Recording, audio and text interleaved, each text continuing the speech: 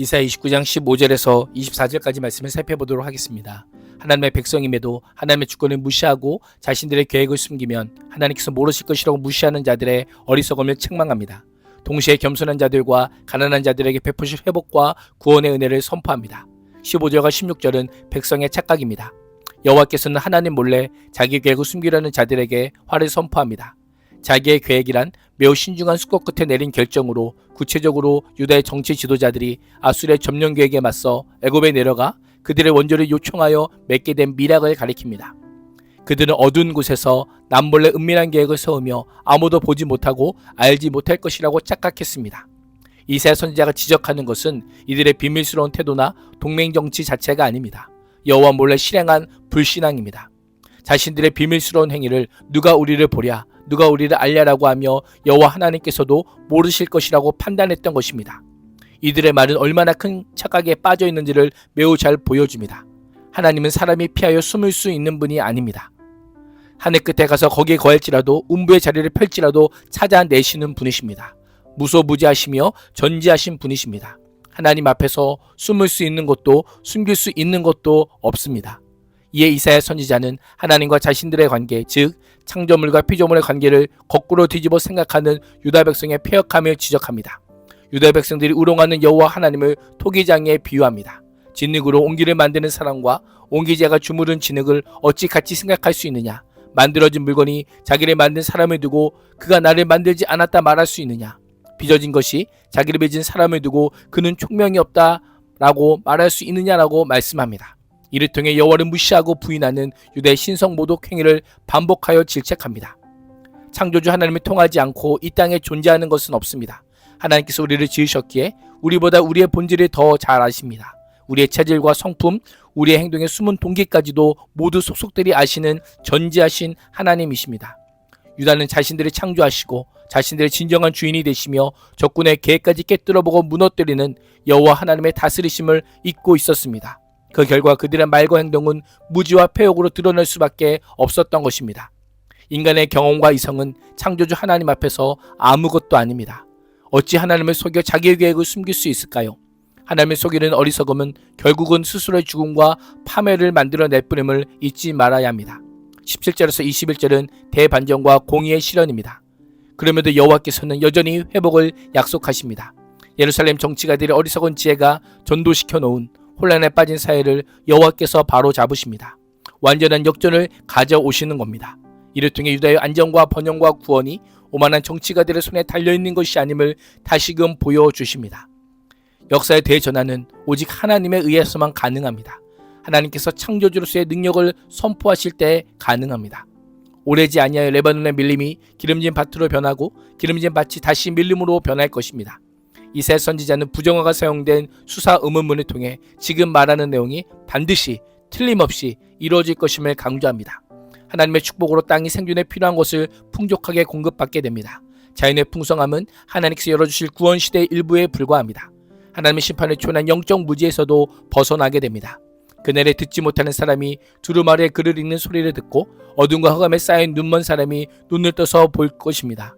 하나님의 계시가 복이 있는 책의 말처럼 되어버려 읽을 수 없었던 심판의 시대, 이후 봉인이 풀려 말씀을 들을 수 있는 구원의 시대가 열리게 될 것입니다. 이를 통해 죽음과 저주의 자리에서 생명과 복의 자리로 옮겨지게 됩니다. 주목할 것은 이러한 회복이 정치적, 사회적 영역까지도 이어지게 됩니다. 사회적으로 억눌린 겸손한 자가 여호와로 말미암아 더없이 기뻐하며 경제적으로 가난한 자가 이스라엘의 거룩하신 이 안에서 즐거워할 것입니다. 이러한 모습은 정예가 질파됨을 당하고 하나님의 말씀이 멸시를 당하던 이사야 선지자 당시에는 상상조차 할 수 없었던 일입니다. 그러나 하나님께서 왜곡된 세계를 뒤집어 완전히 새로운 질서, 전혀 다른 세상으로의 근본적인 전환을 가져오십니다. 20절은 이러한 회복의 직접적인 이유가 무엇인지 알려줍니다. 포악한 자는 사라질 것이고 하나님의 진리를 비웃던 자들이 자취를 감추고 사리사욕을 채우기 위해 재짓기를 주저하지 않는 자들과 죄지의 기회를 엿보던 자들이 모두 끊어질 것이기 때문입니다. 이들의 파렴치한 행태는 21절의 송서에서 분명히 드러납니다. 이들은 자신들이 가지고 있는 막강한 정치 권력과 사법적 권한을 이용하여 말 한마디로 사람에게 죄를 뒤집어 씌우던 자들입니다. 성문에서 재판을 진행하는 재판장의 약점을 잡아 재판을 자기에게 유리한 쪽으로 이끄는 자들입니다. 정당한 이유 없이 의로운 사람의 권리를 박탈하던 자들입니다. 하나님의 주권적인 역사로 공의가 실현되는 날, 이런 악인들이 세상에서 완전히 끊어질 것입니다. 악 자체가 사회에서 제거될 것입니다. 이를 강조하기 위해 이사야 선지자는 사라지다, 그치다, 끊어지다라고 하는 유사한 의미의 동사를 연속하여 사용합니다. 약자들의 번성과 함께 악을 저지르거나 악을 꾀하는 자는 하나도 예우 없이 파멸에 이를 것임을 선포합니다. 22절에서 24절은 야곱의 회복과 깨달음입니다. 22절이 그러므로는 단순한 인과관계를 넘어 앞선 내용을 요약하고 결론 짓는 표현입니다. 악인은 심판하시고 의인을 구원하시고 야곱 족속에 대해 말씀하시는 주체가 바로 아브라함을 구속하신 여호와이심을 선언합니다. 이는 하나님의 구원 계획이 이스라엘 시대만 국한된 것이 아니라 오래전부터 계획된 것임을 알려줍니다. 야곱의 족속은 하나님의 모든 백성이 한 조상에서 나왔다는 동질감과 일치를 강조합니다. 이를 통해 유다의 회복만이 아니라 북왕국 이스라엘의 회복도 암시합니다. 22절은 이제라는 표현을 거듭 사용하므로 구원의 시대가 임박했음을 보여줍니다. 구속의 역사를 이루신 하나님께서 이제 다시 야곱이 부끄러움을 당하지 않을 것이고 이제 그의 얼굴이 다시는 수모 때문에 창백해지지 않을 것이다 라고 말씀합니다. 야곱이 변해된 자손들을 볼 것이기 때문입니다. 야곱은 그의 자녀들, 즉 하나님께서 친히 빚으신 작품들을 보게 될 것입니다. 그들의 변화는 크게 세 가지입니다. 첫째, 하나님의 이름을 거룩하게 할 것입니다. 이를 통해 야곱의 자녀들이 자신을 더 이상 여호와를 경록케 하게 하는 헛된 우상이나 악한 영적 세력에게 내어주지 않을 것임을 시사합니다. 둘째, 야곱의 거룩하니 곧 하나님을 거룩하게 받들 것입니다. 백성들 가운데 함께 하신 하나님의 거룩하심을 인정하는 고백을 드릴 것임을 알려줍니다. 셋째, 이스라엘의 하나님을 경외할 것입니다. 경외란 몹시 두려워하는 것을 가리킵니다.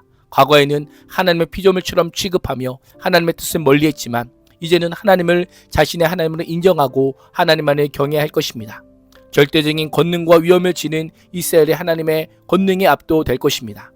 24절에 따르면 하나님께서는 사람에게도 근본적인 변화를 주십니다. 그동안 마음이 혼미했던 사람이 총명해질 것입니다. 이방에도 구원의 길이 열려 과거의 험한 것에 굴복하는 자들이 여호와를 알고 섬기는 빛의 백성이 될 것입니다. 과거의 여호와의 교훈이 싫어 투덜대던 자들과 심지어 반역하던 자들까지 그 심령의 근본적인 변화로 인해 여호와의 교훈을 배우게 될 것임을 예언합니다. 그렇습니다. 결국 하나님의 은혜로 모든 관계가 새롭게 변합니다. 황폐했던 땅은 풍성한 자연으로 회복되고 연약하고 소외받던 자들이 온전하게 되고 그릇었던 자들도 변화되어 바른 길을 걸어갑니다. 악인도 사라짐으로 사회적 관계도 재편되게 됩니다. 놀라운 변화를 통해 그들은 여호와 하나님이 얼마나 위대하시며 영화로우시며 찬양받기에 합당하신 분인지를 깨닫게 될 것입니다. 하나님만이 참된 구원의 복을 베푸실 수 있는 분임을 고백하며 계속하여 그 말씀을 듣고 받고 배우게 될 것입니다. 그렇습니다. 하나님과 하나님의 말씀은 모든 관계에 변혁을 가져옵니다. 오늘도 기쁨을 더하게 하시는 하나님의 은혜에 감격하고 하나님을 경외하는 새로운 백성으로 살아갈 수 있기를 주님의 이름으로 축복합니다. 기도하겠습니다. 하나님 앞에 숨길 수 없는 우리의 교만과 불신앙을 내려놓고 날마다 하나님을 경외하며 말씀에 따라 살게 하여 주옵소서. 예수님의 이름으로 기도합니다. 아멘.